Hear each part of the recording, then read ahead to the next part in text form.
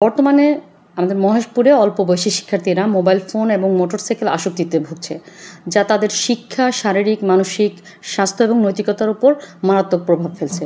বিশেষ করে প্রাথমিক এবং মাধ্যমিক স্তরের শিক্ষার্থীদের মধ্যে মোবাইল ফোনের যে ব্যবহারের প্রবণতা সেটা আশঙ্কাজনক হারে বেড়েছে।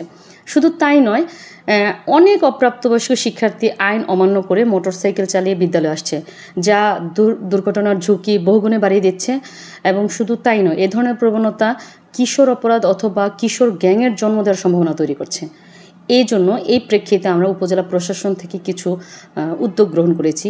যেমন বিদ্যালয়ের প্রাঙ্গণে শিক্ষার্থীদের মোবাইল বহন একেবারে সম্পূর্ণ নিষিদ্ধ ঘোষণা করছি, এবং অপ্রাপ্তবয়স্ক শিক্ষার্থীরা মোটরসাইকেল চালিয়ে বিদ্যালয়ে আসাটা আমরা বারণ করে দিচ্ছি, এটাও নিষিদ্ধ ঘোষণা করছি। এবং প্রয়োজনে আমরা এর বিরুদ্ধে বিশেষ অভিযান পরিচালনা করব, এবং আমরা এটা নিয়মিত মনিটরিং বা আচরণ পর্যবেক্ষণ করব, এবং অভিভাবকদের সঙ্গে মত বিনিময় সভার আয়োজন করব।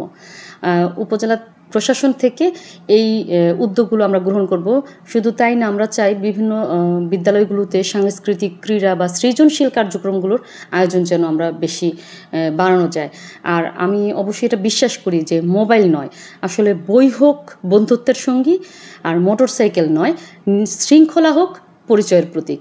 আর শিক্ষার্থীদের মধ্যে ইতিবাচক পরিবর্তন আনতে হলে আসলে আমাদের সবাইকে এগিয়ে আসতে হবে, আর এটাই হচ্ছে আমাদের এখন সময়।